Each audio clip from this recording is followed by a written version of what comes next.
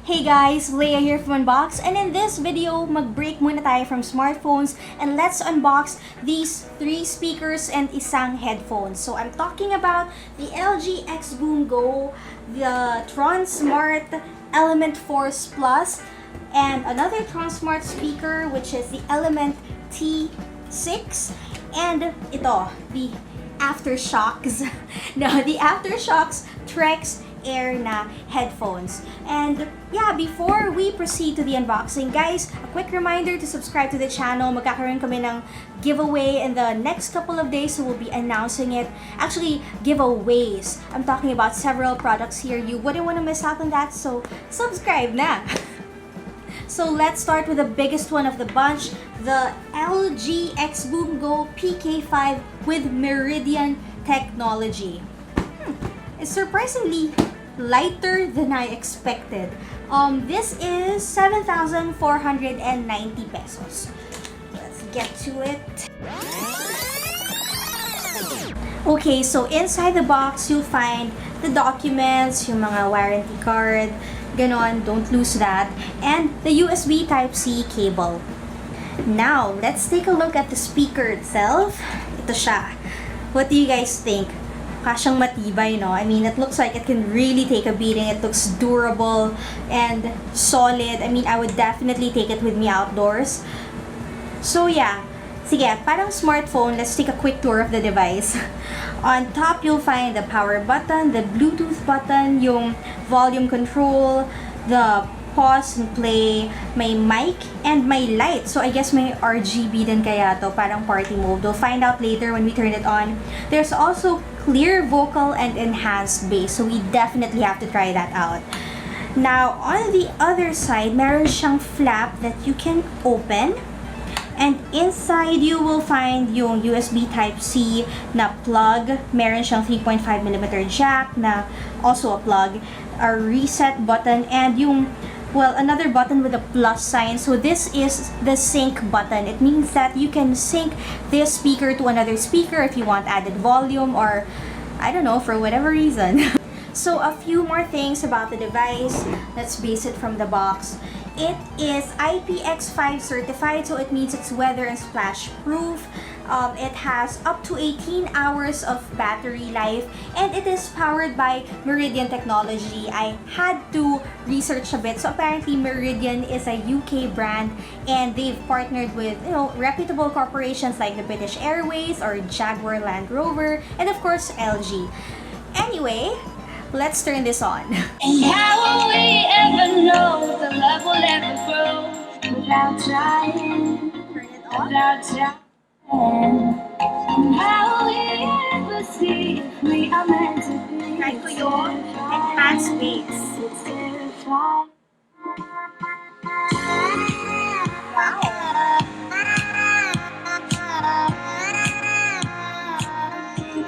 That we're meant to be. Wow, this speaker is pretty awesome even without the clear vocal and enhanced bass. Pero syempre, I prefer to turn both on. Actually, yung bass, hindi naman siya exag yung nakifeel mo dito sa chest mo. Hindi naman. It's just right to get you hyped up for the music. And for the clear vocal, very subtle yung change. But you hear it. You know that it's there. And yeah, so this device is 7,490 pesos. But if you're looking for something bigger and I don't know, I guess mas party mode. I'm sorry, I'm gonna have to read it. There is the LG RL4, so that's 11,990 pesos, and the LG RK7, which is 17,990 pesos. So medyo malaki yung jump sa price. Obviously, they're bigger, they're more badass. But for me, this one is just right. I mean, it is portable, it looks solid, it looks durable, and the sound quality is really good. Let's move on to the AfterShokz Trekz Air. So this one is 8,590 pesos. Actually, ito nagamit ko na because I have my own in pink because I told myself they'll try to be more active. Emphasis on try, but come on, I'm sure maraming nakaka-relate dyan. Anyway, let's still unbox this para makita nyo kung ano yung nasa loob. And I'm gonna use any opportunity to use my push dagger. Diba? Aside from the headphones, you also get a case, micro USB cable, the documents, and earplugs. Now, the Trekz Air is made for active people. To begin with, it's IP55 rated, so sweat resistant siya.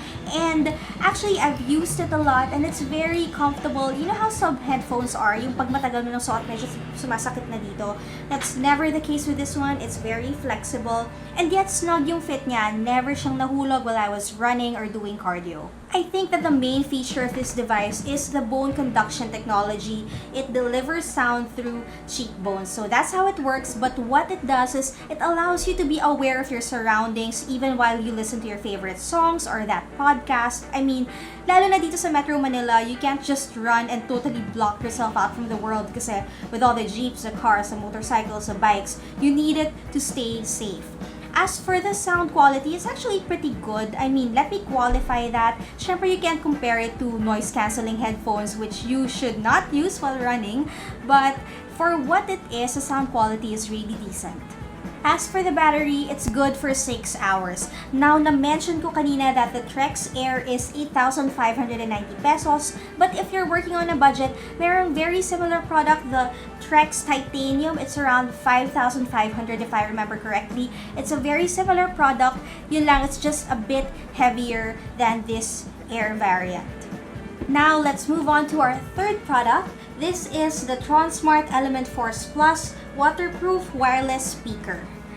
Grabe guys, ang bigat niya. Actually, parang mas mabigat pa siya dun sa LG XBOOM Go. I mean, considering the size. Anyway, let us open this. Just lift up the lid and you will find the speaker inside. Medyo mahirap siya kunin. It's such a snug fit, but it's good. That means hindi siya naaalog at during transport. Before we get to the speaker itself, let us check out what's in this tiny box. Oops. Nasira ko siya. Ito na lang.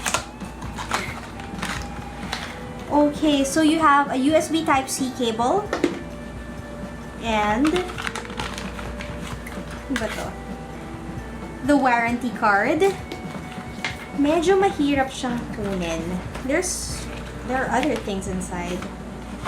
Okay. And what is this? Well, the documentations. Ooh, and some cables. So I guess this means na, I don't know, pwede mo siyang itali for this. So if you decide, sa speaker, if you decide to bring it outdoors. And a 3.5mm jack. Alright. So let us check out the speaker. This brick of a speaker.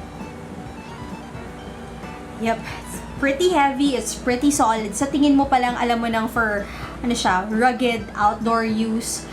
And yeah, just like smartphones, let's take a quick tour of the device. So on top of the speakers, you'll find these buttons, the power button, one that says EQ, we'll talk about that later. There's the letter M, I wonder if it means multifunction. There's the play and pause and the volume control. And it supports NFC, so we have to try that out later. Now, at the back, may parang lid, so let's lift that. Okay, that's where you will find the plug for the USB Type-C cable, a slot for a micro SD card, and the 3.5mm jack. So, there you go. Now, actually, we have to close the lid because according to the box, it's IPX7 rated. And when I went to their website to check it out, it means that it is waterproof and you can submerge it fully for a few feet for up to 30 minutes. At least yun yung sabi nila sa website. What else does it say? Ooh, you have up to 15 hours of playtime. And you have for a 40-watt deep bass, plus yung EQ kanina, it allows EQ button on top. It allows you to choose between 3 modes, yung extra bass, the 3D mode, and the standard mode. So let's give it a listen in just a bit. Shoot! Ang ganda!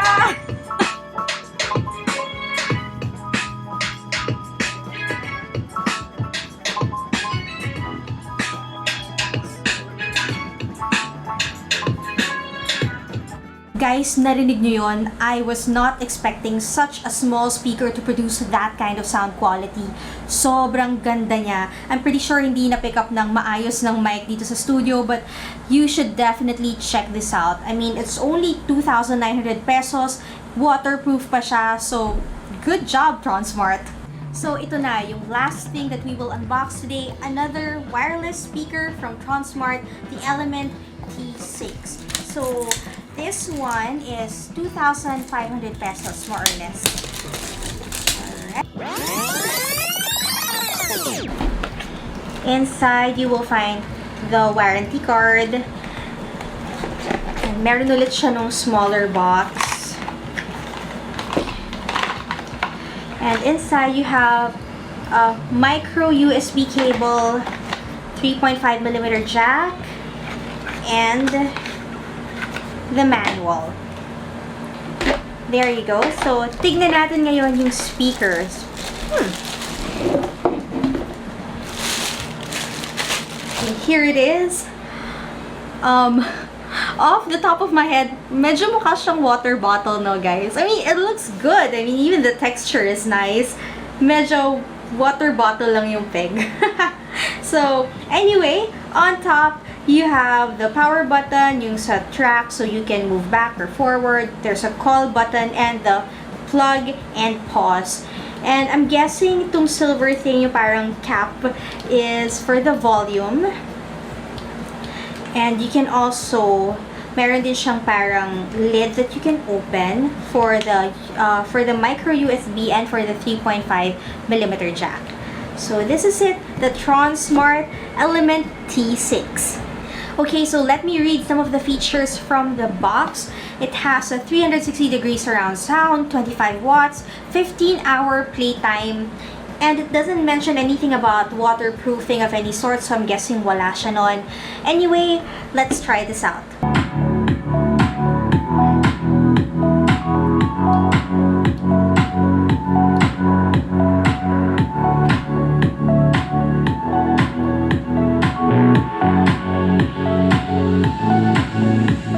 So that's the Tronsmart Element T6. Actually, okay naman yung sound quality niya. It's pretty decent. Although, if I compare it sa Element Force Plus, medyo malaki yung difference ng sound quality niya. And konti lang naman yung price difference nilang dalawa. But then, I find this more portable. I mean, it's like a water bottle. I keep on saying that.